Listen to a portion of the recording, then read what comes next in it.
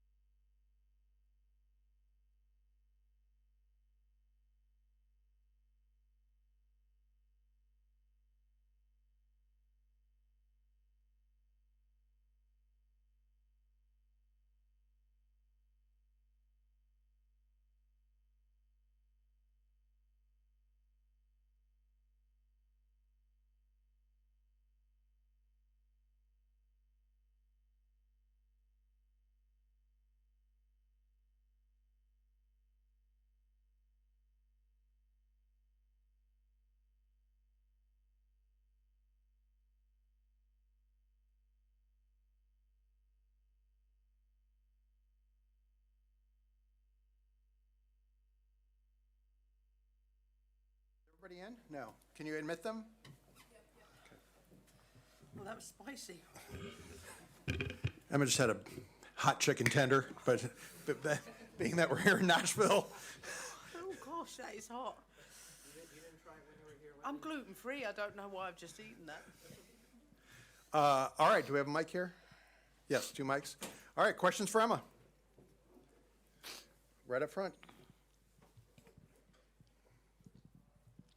Hi, Emma. Hi. That was a very interesting lineup and shapes, I think, between the first and second half. I'm just wondering if you can walk us through what you can share of that. And then I know it's early to ask for something like an update on Trinity, but have you had a chance to speak with her? I mean, of course, when you start a tournament against a team that go player for player everywhere, it's really difficult to control the game, especially in the deepest spaces. It's the hardest thing to do in football when you're building up against a team that does that. So you have to have a variety of ways to be able to solve it, both short and both long. And so I thought that was a challenge for us, particularly the first half. And we didn't always make the right decisions that come with that. But I think that comes with some of the inexperience that's amongst us. But that's what I want.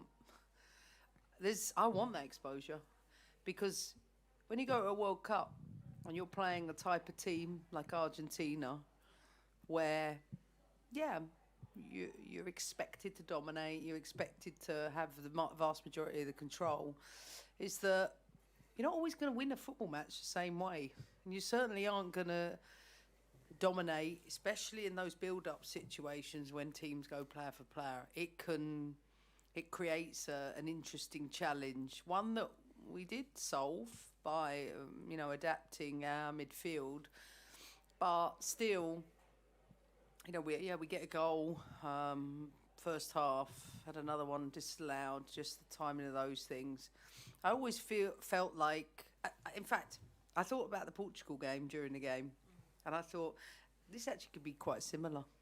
We're playing against a team that's giving us low XG. It's really easy to lose your emotional control.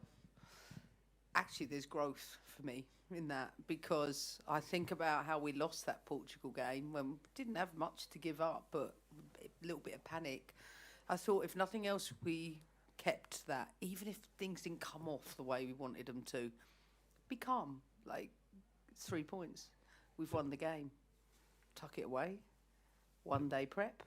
Then we go on to the next one.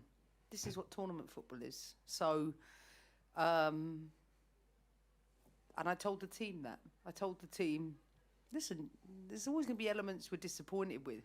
But learn to, let it go. And remember that I think there's a lot of positives with indifference that sometimes we don't pay enough attention to.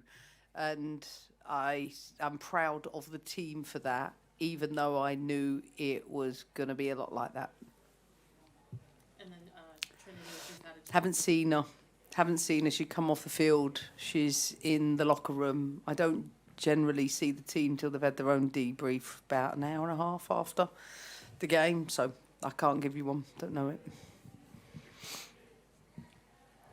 Coach, in the first half, kind of towards the end of the first half, when Jaden Shaw gets brought down by an Argentinian player, what looked like by her hair, in your mind, does that player need to be sent off and shown a red card, basically, for violent conduct? To be honest with you, I can't make comment to that. I'm not officiating the game. But am I looking for our emotional control? Like when you have to be on the edge when you're being provoked, but don't go too far over it? I think the same with Olivia, second half. I think actually it's important for us to know we choose. If we're getting involved in situations, we choose to come away from them things. And I think both Jaden and Olivia handled those things well. Provocation's going to happen. Provocation's going to happen with different types of opponent. How you handle that, for me, is a testament. Why? Because imagine that is a World Cup, and in a split second we lose it, boom, down to 10 players. So we want these opportunities. And if we were seeking perfection, then I might be approaching something differently. But I'm here to develop a whole squad to be ready for these situations, and so I'm delighted that I'm putting in the team in an uncomfortable position, and that we're coming through it much differently than we did with Portugal's exactly the same situation for me. And actually, I think we handled the hard part better and had much better emotional control, even though it was scrappy. Right here in front. Hi, Coach. I know you're looking one match at a time, I imagine, Yeah. in a tournament like this, but what's the big picture importance of reestablishing the U.S. as the champion of this tournament, where it is your homegrown tournament? Well, the first is one step at a time. Our step one was win the game. So we've achieved the first step. Win or lose, play at your best, not at your best, the process remains the same in how we approach it. So it's important for us to lock in. We've got Canada next game up, and I think the team knows the importance of, to win a tournament, you're going to have to win games differently all of the time. So this was one way to win it. If we're to win against Canada, it's going to have to be another way, because that opponent will present different challenges. So that's our focus. I'm looking forward to the next couple of days. Right there. Hey, Coach. In the first half specifically, with all the new faces coming in and kind of new combination of players, Argentina were pressing you guys, but still, you kind of played from the back, and there were a couple of nervy moments, but your players kind of came out on the better end of that. How important is that they stuck to the plan, regardless of kind of what was thrown at them? I think, like I said, Portugal's the really good reference. Like, when I think back to that game where we got a little panicked with everything, we started chasing, we go out of position, we don't do it together. I think of today and I think, yeah, is it a perfect performance? No. Is it a difficult game to play in? Yes. Did we stay together? Did we have the right emotional control? Did we have the structure?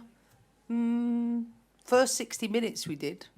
I think there's a clear work on when players come into the game, but I'm not going to criticise or fault the players for their want to try and get a third goal and a fourth goal. And I think maybe, we have to deal with that the opponents are going to try and disrupt us in different ways and create situations that maybe we don't really want to be in with the fouls they're making, but this is football. Like, you have to go over that. And then away from the pitch a little bit, just what are your thoughts overall on Nashville, the Nashville crowd, aside from the hot chicken, everything else kind of? My lips are burning right now. We talk as a team that we really enjoy being here. It's a soccer hotbed, and you feel the crowd without question. And it felt like something was at stake. And that was a nice moment. There's a little bit of pressure, and so even when things, some things the crowd didn't like that the opponent might have done, I think that added a little bit of spice that's required. And I think sometimes, we have such a high bar for this team. Like, it needs to be this, it needs to do that. And I'm like, I think sometimes we underestimate what it takes to win football matches, and it's not as easy as everybody thinks it is, because you play an opponent, and an opponent that has their own qualities. This team went third in Copa America. They drew with Colombia, if that's correct. Yeah, I think that's correct. Don't, how do I put it? Don't be disrespectful. And I think sometimes we are a little bit disrespectful, not us, but the outside world around, like, the fact that opponents are, they are what make the game. And we have to give them a little bit of credit too.